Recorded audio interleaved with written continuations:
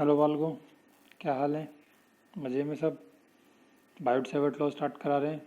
First video में start करा दिया था चैप्टर, आपको force on a moving charge in a magnetic field पढ़ा दिया था। अब हम लोग स्टार्ट कर रहे हैं क्या, Biot Savart law. Biot Savart law एक एक्सपेरिमेंटल लॉ है जो कि बायोट और सेवर्ट ने बनाया था, मिलके दिया था। ये लॉ क्या करता है, क्यों पढ़ रहे हैं हम इस लॉ को, हम क्या करना चाहते हैं इस लॉ से, वो देखिए। अगर कोई भी एक आपके पास में करंट कैरिंग वायर है, मैंने अभी आपको बताया था कि कोई भी आपके पास में एक करंट कैरिंग वायर है, मान लीजिए ये एक वायर है आपके पास में, तो जब तक इसके अंदर करंट फ्लो कर रहा है क्या होगा, ये एक फोर्स एक्सपीरियंस, ये क्या करेगा, मैग्नेटिक फील्ड एग्जर्ट करेगा अपने आसपास। मैग्नेटिक फील्ड कुछ एक रीजन में होगा, तो किसी एक पर्टिकुलर पॉइंट पे, सपोज करिए यहाँ पे मैंने कोई एक पॉइंट ले लिया जिसको मैं पी बोल रहा हूँ। इस पॉइंट पे इस वायर में जो करंट फ्लो कर रहा है उसकी वजह से इस पॉइंट पे कितना मैग्नेटिक फील्ड है। भाई ये तो पूरा मैग्नेटिक फील्ड है ही है इसका।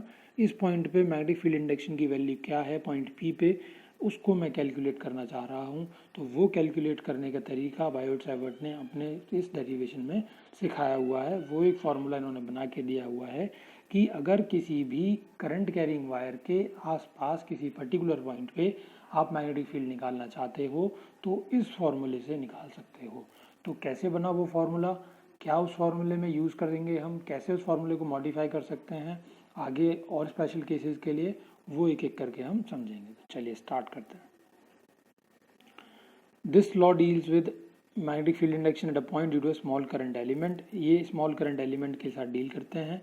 अभी जितना बड़ा वायर मैंने बना के दिखाया था उतना बड़ा वायर ये कंसीडर नहीं करता। ये क्या करते हैं, बायोट सेवर्ट ने जब करा था तो बहुत स्मॉल करंट एलिमेंट लिया था। बाद में हम क्या कर सकते हैं, later on we can integrated to find the magnetic field for the whole wire. ठीक, तो हम ये कंसीडर करेंगे कि कोई एक स्मॉल करंट एलिमेंट है ए बी, जिसकी लेंथ कितनी है डी एल है।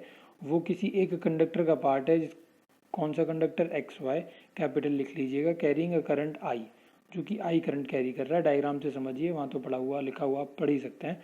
ये कोई भी एक वायर दिख रहा होगा आपको एक्स वाई, इस वायर पे हमने एक स्मॉल करंट एलिमेंट कंसीडर करा है ए बी, ये रहा ए बी, ठीक है। जिसकी लेंथ को अगर हमने बोला कि एक्स वाई की लेंथ जो है वो कितनी है, वो कैपिटल एल है।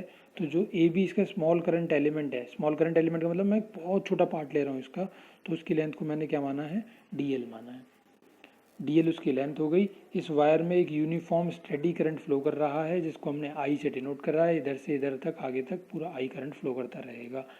किसी एक पॉइंट पी पे मुझे क्या करना है, यहाँ एक पॉइंट पी है, इस पे मुझे क्या निकालना है, मैग्नेटिक फील्ड निकालना है, जिसकी पोजीशन वेक्टर आपको दिया है कि कितनी दूरी पे रखा गया है वो इस वायर से, उसका पोजीशन वेक्टर आर वेक्टर है, ठीक है। जो करंट एलिमेंट है, करंट एलिमेंट को किस तरीके से लिखते हैं, करंट एलिमेंट को लिखेंगे इस तरीके से, आई डी एल वेक्टर, ये उसको बोलते हैं पूरे करंट एलिमेंट। तो ये जो करंट एलिमेंट है और ये जो पोजीशन वेक्टर है, इनके बीच में कुछ एक एंगल बनता है, उस एंगल को हम लोग क्या बोलेंगे, थीटा से डिनोट कर दिया। तो अब अगर मैं आपसे पूछूं कि किस किस के बीच का एंगल है थीटा, तो आप बोलोगे डी एल वेक्टर और आर वेक्टर।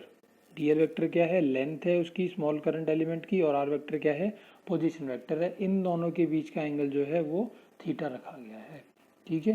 क्लियर हो गया डायग्राम पूरा, यही सब कुछ यहाँ पे लिखाया गया है। तो अब ये लॉ ये बोलता है कि इस पॉइंट पे कुछ एक मैग्नेटिक फील्ड होगा, वो मैग्नेटिक फील्ड इन फैक्टर्स पे डिपेंड करेगा। किन किन फैक्टर्स पे डिपेंड करेगा, मैग्नेटिक फील्ड डी बी क्यों लिख रहा हूँ मैं, क्योंकि स्मॉल मैग्नेटिक फील्ड की बात हो रही है। डी एल लेंथ के लिए निकाल रहे हैं तो डी बी निकालेंगे, बाद में इंटीग्रेट करके पूरे वायर के लिए आप निकाल सकते हो। तो जो मैग्नेटिक फील्ड होगा वो करंट पे डिपेंड करेगा। इस वायर में जो भी फ्लो कर रहा है, जितना ज़्यादा करंट उतना ज़्यादा मैग्नेटिक फील्ड इस पॉइंट पे। लेंथ पे डिपेंड करेगा वायर की पे, जो भी आप स्मॉल करंट एलिमेंट यहाँ पे आप ले रहे हो, जिसकी लेंथ जितनी ज़्यादा होगी ऑब्वियसली मैग्नेटिक फील्ड उतना ही ज़्यादा होगा। एंगल पे डिपेंड करेगा, साइन थीटा पे। कैसे डिपेंड करेगा, वो पीछे देखा था आपने, अभी फोर्स ऑन मैग्नेटिक फील्ड पिछली वीडियो में कराया था। उसी तरीके से एंगल पे भी डिपेंड करेगा। थीटा की वैल्यू चेंज होगी तो मैग्नेटिक फील्ड की भी वैल्यू चेंज होती रहेगी, फॉर्मूला बनेगा जब समझाएंगे आगे चल के। और मैग्नेटिक फील्ड जो है वो इन्वर्सली प्रोपोर्शनल होगा to the square of the distance between the wire and the current between the wire and the point at which you have to determine the magnetic field।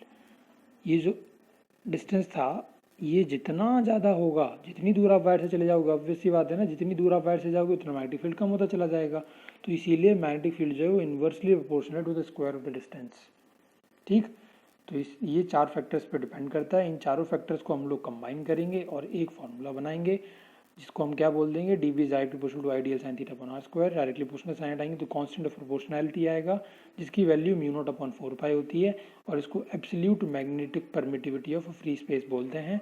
जैसे के को electrostatics में absolute electrical permittivity of free space बोल रहे थे, और के को वहाँ पे इस फॉर्मूले से डिनोट कर रहे थे 1/4 पाई एप्सिलॉन नॉट, जहाँ पे एप्सिलॉन नॉट की वैल्यू आपको पढ़ाई थी 8.85 इंटू 10⁻⁻12।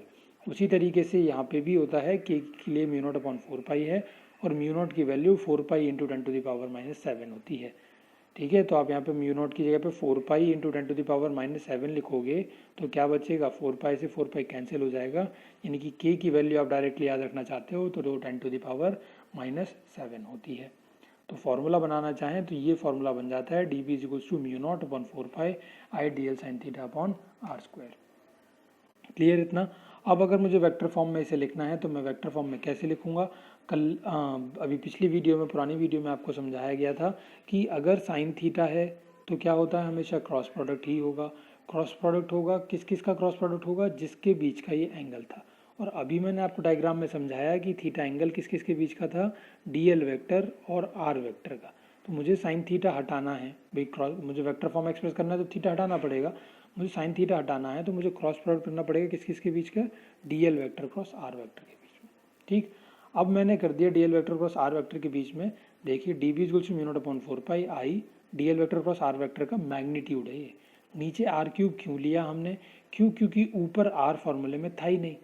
अगर आप इस फॉर्मूले से वापस इस फॉर्मूले से ये वाला फॉर्मूला बनाना चाहो तो कैसे बनेगा, देखिए क्रॉस प्रोडक्ट हटाते हैं हम लोग, तो आई म्यू नॉट अपॉन 4 पाई नहीं लिख के दिखा रहा मैं आपको, इसी तरीके से बता रहा हूँ। क्रॉस प्रोडक्ट मैंने हटा दिया तो क्या आएगा, आइडियल आएगा।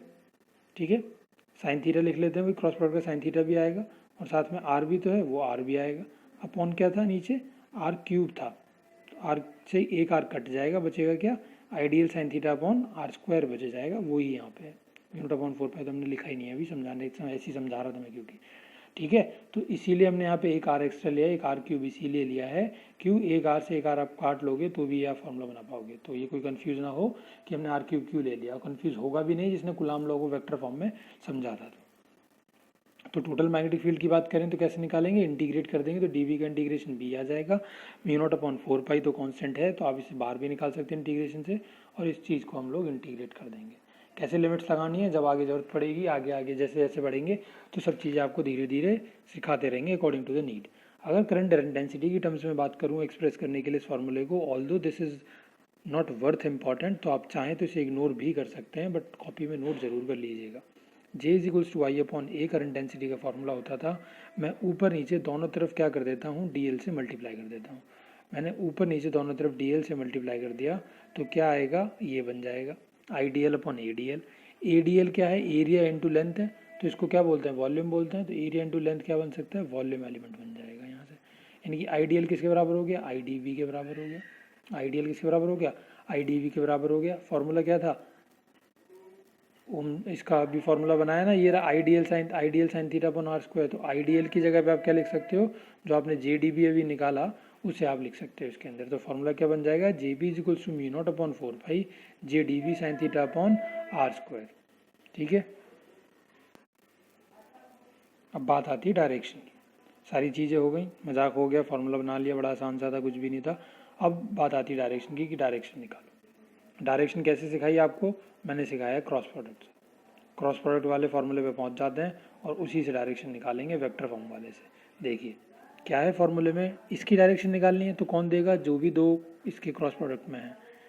क्रॉस प्रोडक्ट में क्या क्या है, डीएल वेक्टर और आर वेक्टर। तो क्या करना है आपको, डायग्राम में भाग के जाना है और डीएल वेक्टर से आर वेक्टर की तरफ चल के देखना है, डायरेक्शन आइडेंटिफाई करनी है कि क्लॉकवाइज या एंटी क्लॉकवाइज, जो भी है उसके हिसाब से आप आउटवर्ड्स और इनवर्ड्स बता सकते हो।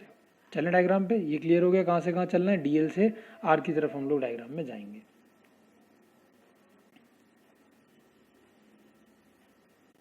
ये आगे हम लोग डायग्राम पे देखिए, डीएल कहाँ है मेरा, ये डीएल है, आर कहाँ है मेरा, ये आर है। मतलब मुझे डीएल से आर की तरफ आना है तो कौन सी डायरेक्शन फॉलो कर रहा हूँ मैं, ये डायरेक्शन फॉलो कर रहा हूँ। और ये डायरेक्शन कौन सी होती है, ये डायरेक्शन होती है क्लॉकवाइज डायरेक्शन। और इस तरीके से अगर आप किसी स्क्रू को घुमाते हो तो स्क्रू कहाँ जाता है, अंदर जाता है। ये जिन्होंने क्लॉकवाइज एंटी क्लॉकवाइज से याद कर रहा था तो क्लॉकवाइज होता है तो वो इनवर्ड्स होता है। ठीक है, इनवर्ड्स हो जाएगी डायरेक्शन मैग्नेटिक फील्ड की, इनवर्ड्स, या फिर आप क्या बोल सकते हो उसे डाउनवर्ड्स बोल सकते हो। ठीक है, तो क्या बोल देंगे हम लोग यहाँ पे कि डी बी वैक्टर जो है वो प्लेन के परपेंडिकुलर हो जाएगा। D B vector is perpendicular to the plane and is directed inwards, अंदर की तरफ हो जाएगा। अगर पॉइंट पी लेफ्ट पे आ जाता तो क्या होता, ये करंट कैरिंग एलिमेंट था, ये मान लो डी एल था यहाँ पे, और पॉइंट पी मैंने यहाँ कहीं ले लिया, तो क्या करना पड़ता हमें, हम इस तरफ से इस तरफ आते हैं ना डी एल से आर की तरफ, और ये डायरेक्शन कौन सी हो जाती है, एंटी क्लॉकवाइज। एंटी क्लॉकवाइज में क्या हो जाता है, आउटवर्ड्स हो जाती है डायरेक्शन, तो डायरेक्शन आउटवर्ड्स हो जाती है। तो पॉइंट पी अगर लेफ्ट पे है तो डायरेक्शन आउटवर्ड्स है, कि क्वेश्चन में जरूरी नहीं है पॉइंट पी राइट पे लेके करे, हमने तो राइट पे मान के कर लिया, पॉइंट पी लेफ्ट पे भी हो सकता है। तो अगर लेफ्ट पे होता है तो डायरेक्शन आउटवर्ड्स है, और राइट पे होता है तो डायरेक्शन इनवर्ड्स। क्लियर हो गया होगा इतना।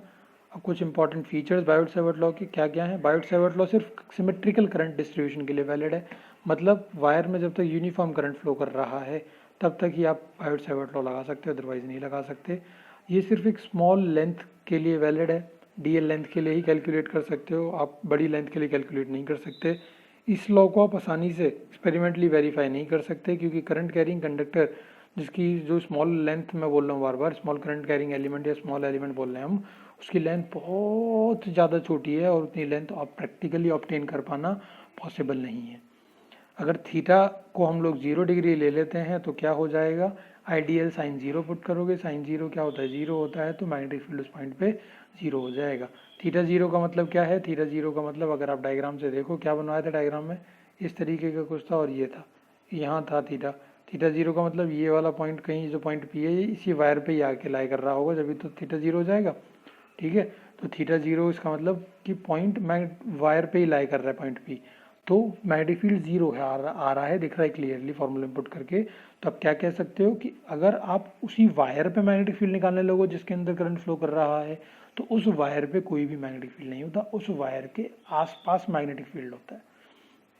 अगर थीटा 90 डिग्री हो जाता है तो क्या होगा, तो जो पॉइंट पी है हम बोलेंगे कि वो क्या करेगा, परपेंडिकुलर अगर लाई कर रहा है करंट कैरिंग एलिमेंट से, पॉइंट पी लाई कर रहा है, तो डी बी क्या हो जाएगा उस टाइम पे मैक्सिमम हो जाएगी। साइन 90 की वैल्यू 1 होती है, तो डी बी क्या आ जाएगा, mu naught upon 4 pi I D L upon R square हो जाएगा, जो कि इसकी एक मैक्सिमम वैल्यू होगी। तो अगर परपेंडिकुलर पे लाई करेगा तो मैक्सिमम हो जाएगी। मैंने बताया था आपको जब फैक्टर्स में बता रहे थे पीछे पॉइंट्स में कि थीटा के हिसाब से आगे समझाएंगे, तो क्लियर हो गया होगा कि किस तरीके से जो एंगल है डी एल वैक्टर और आर वैक्टर के बीच में वो डी बी की वैल्यू को डिसाइड कर रहा है। ठीक है, तो ये था बायोट-सावर्ट लॉ, मोस्ट इंपॉर्टेंट, इस पर लगा लीजिएगा, हर बार आता है, और अब तो साइक्लोट्रॉन सिलेबस से कट चुका है तो इसकी इंपॉर्टेंस और ज़्यादा बढ़ गई है। मिलेंगे नेक्स्ट वीडियो के अंदर, और बढ़िया से बढ़िया हेडिंग कराएंगे, अच्छे से अच्छे मस्त तरीके से बिल्कुल, और एक से एक गजब रूल्स किस तरीके से लगाने हैं फोर्स और मैग्नेटिक फील्ड की डायरेक्शन निकालने के लिए वो सिखाएंगे। वीडियो अच्छी लगी हो तो लाइक ज़रूर करना, शेयर करना अपने फ्रेंड्स के साथ में, और कोई बच्चा नया है चैनल के साथ में तो प्लीज़ चैनल को सब्सक्राइब जरूर करिएगा। मिलेंगे नेक्स्ट वीडियो में, bye bye, take care of your selves.